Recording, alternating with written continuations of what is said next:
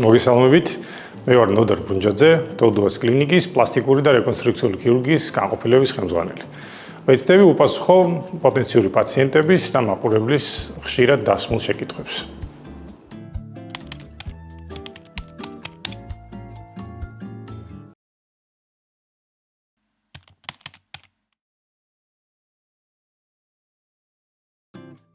მკერდის ზომის და ფორმის განსაზღვრა ძალიან მნიშვნელოვანი ნაწილია. კონსულტაციის დროს ძალიან ბევრი კითხვა გვაქვს პაციენტისგან, რომელსაც ვცდილობთ ან გულმკერდის პარამეტრების, ან ძუძუს ასიმეტრიის მიხედვით უპასუხოთ და მივიღოთ ის კონკრეტული ვერსია, რაც პაციენტს აინტერესებს. თუმცა ასეთ შემთხვევაში ჩვენს კლინიკაში ვიყენებთ სპეციალურ აპარატს, 3D მოდელირების აპარატს, რომლის საშუალებითაც უღებთ პაციენტს ფოტოს, ფოტოზე ნათლად ჩანს მისი არსებული დეფორმაციები, ასიმეტრიები და მისი სურვილის შესაბამისად ვქმნით 3D მოდელს. ეს ძალიან გვეხმარება გადაწყვეტილებაში, პაციენტი უფრო თამამად და მყარად ხედავს საკუთარ სხეულზე დაახლოებით ვერსიას იმისას, რაც ოპერაციის შემდგომ უნდა მივიღოთ და ეს თავის მხრივ ჩვენ გვეხმარება იმაში, რომ გადაწყვეტილება იყოს მყარი, შედეგი და მოლოდინი იყოს რეალური და გავაკეთოთ და შევქმნათ ის, რაც პაციენტის ბედნიერებისთვის იქნება მნიშვნელოვანი.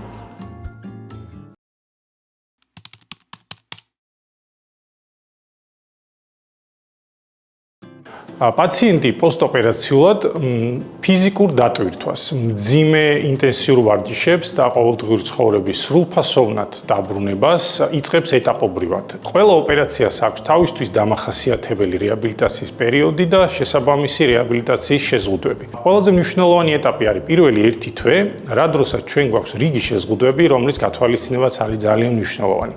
1 თვის შემდეგ იწყება შეზღუდვების ეტაპობრივად შემცირება და ჩვენი ცხოვრების იმ ინტენსივობის დაბრუნება, რაც გვქონდა ოპერაციამდე. აქ გათვალისწინებულია და ნაგულისხმებია ფიზიკური აქტივობაც, საშუალო დატვირთვა, მსუბუქი თუ მძიმე დატვირთვა. დაახლოებით 6 თვის შემდეგ პაციენტი უბრუნდება იგივე ინტენსივობას, იგივე რეჟიმს და იგივე ცხოვრების ხარისხს, რაც ჰქონდა ოპერაციამდე და ბევრად უფრო ბედნიერად და მშვიდად.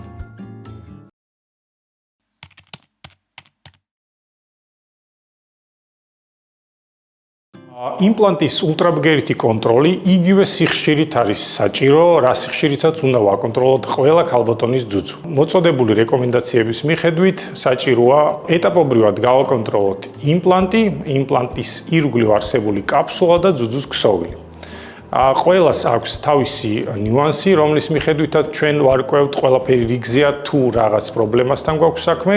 ულტრაბგერითი კვლევა ეს არის ის მნიშვნელოვანი ნაწილი ჩვენი ცხოვრებისა, რომლის მიხედვითაც ჩვენ ვიგებთ სრულ ინფორმაციას ჩვენს ძუძუსთან დაკავშირებით. ამ კვლევების საშუალებით ჩვენ შეგვიძლია ვაკონტროლოთ ესა თუ ის პრობლემა და მარტივად მოვაგვაროთ თუ რაიმე იქნება.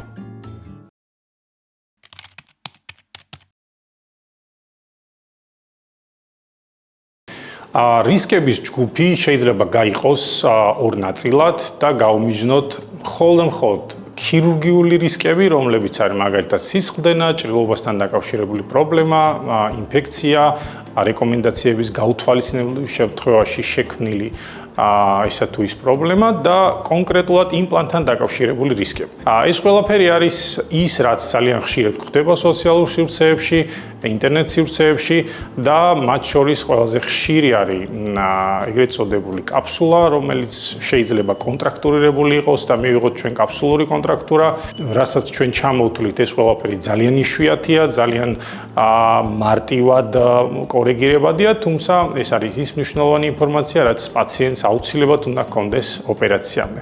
ეს არის კაფსულური კონტრაქტურა, ეს არის სერომა, სითხის დაგროვება საიმპლანტე ჯიბეში და ბოლო პერიოდში საკმაოდ აქტუალური იმპლანტის დაავადება. აბსოლუტურად ყველა მათგანი არის კორექტირებადი, ასე რომ პაციენტებს შეუძლია ძალიან მშვიდად მიიღონ გადაწყვეტილება და ჩაიტარონ ეს ოპერაცია შიშის გარეშე.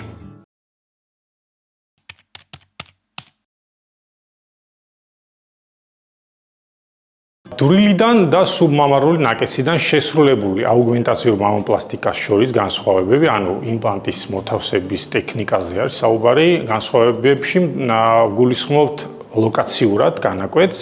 ერთ შემთხვევაში განაკვეთი გვაქვს ძუძუს თავთან, ანუ ორეოლასთან, საიდანაც ქმნით ჩვენ საიმპლანტე ჯიბეს, გავდივართ სარძევე ჯირკვლის ქსოვილთან ძალიან ახლოს და ქმნით იმ ფორმას, რაც პაციენტისთვის მისაღებია. ხშირ შემთხვევაში ეს შესაძლებელია, მაგრამ არის შემთხვევები, როცა ჩვენ გვჭირდება ცოტა განსხვავებული ტიპის მიდგომები და ამ შემთხვევაში მხოლოდ ორეოლური განაკვეთი არ არის საკმარისი.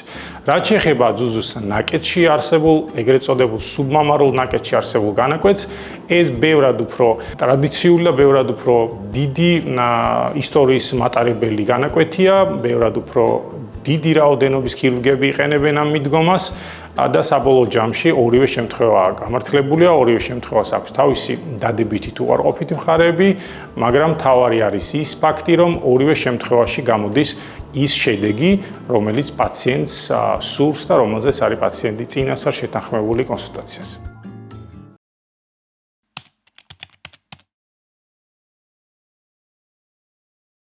არსებობს რიგი შემთხვევები, როცა მამოპლასტიკა არ არის რეკომენდებული და ეს ერთ-ერთი ასეთი შემთხვევა არის, როცა პაციენტი ახლო პერიოდში გულისხმობა 1-2 წელი აპირებს ლაქტაციას, აპირებს ძუძუთი კვებას, ფეხმძიმობას, ან კიდევ აქვს დაგეგმილი დიდი წონის კლება, მაგალითად მათ შორის ბარიატრიული ოპერაციების საშუალებით.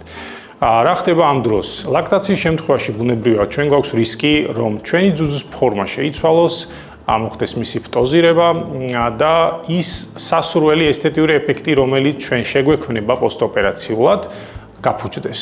რაც შეეხება წონის კლების თუ მატების შემთხვევებს, განსაკუთრებით კლების და ბარიატრიების შემდგომ, ამ შემთხვევაშიც დაახლოებით იგივე შედეგი შეიძლება დადგეს, გაფუჭდეს ჩვენი ესთეტიური ეფექტი, დაეშვას ჩვენს მიერ შექმნილი ძუძუ და პაციენტის ემოციური მდგომარეობა ისევ გახდეს, დაუბრუნდეს საწყის ნულოვან წერტილს. ანუ მისი ძუძუ მისთვის ისევ მიუღებელი აღმოჩნდეს და ისევ დარჩეს ოპერაციის საჭიროება. ამიტომ, როცა მსგავსი შემთხვევები გვაქვს, ყოველთვის უნდა ვეცადოთ რისკ ფაქტორები მაქსიმალურად შევამციროთ და შემდგომ დავგეგმოთ ძუძუს ოპერაცია.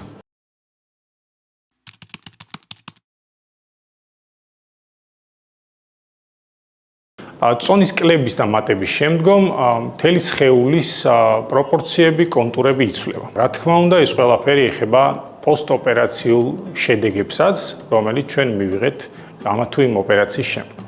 ამ შემთხვევაში ვსაუბრობ ძუძუზე და ძუძუსთან მიმართებაში გვაქვს შემდეგი მდგომარეობა, თუ ჩვენ მოვიმატებთ დაახლოებით 10-15 კილოგრამს და მეც, ბუნებრივია უნდა ველოდოთ, რომ ჩვენი შედეგი აღარ იქნება ისეთი სასურველი, როგორც მანამდე.